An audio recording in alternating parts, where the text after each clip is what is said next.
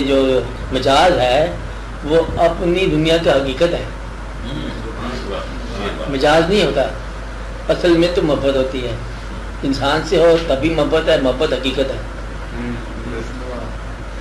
اس میں نہ محب کی بات ہے نہ محبوب کی بات ہے، محبت کی بات ہے۔ اس لیے پھر وہ کچھ لوگ کہتے ہیں کہ گاڈ از لو، یہ لو از گاڈ، تو پھر یہ اس محبت کو حقیقت بننے میں کوئی دیر نہیں لگتی کیونکہ ہوتی حقیقت ہی ہے۔ یعنی کہ کمرشل ورلڈ میں ایک آدمی ٹائم کے مطابق ایئرپورٹ پر جا رہا ہے، پورے جہاز نے فلائٹ میں جانا ہے اور وہ اپنا منٹو سکٹوں کا حساب ہے، اس کو اگر محبت ہو جائے تو وہ سارا پروگرام اس کو ترک ہو گیا، میں ہو گیا حیرت میں چلا گیا۔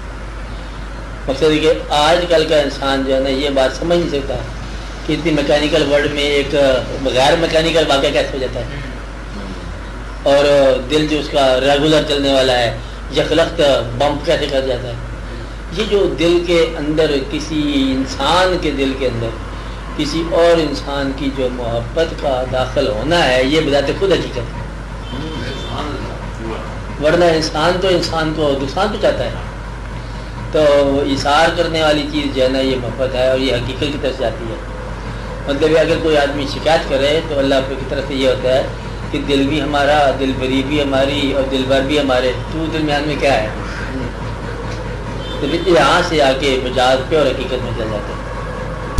اور پھر وہ لوگ جو ہے نا مطلب ہے کہ بڑی عجیب سی کہانی ہو جاتی ہے،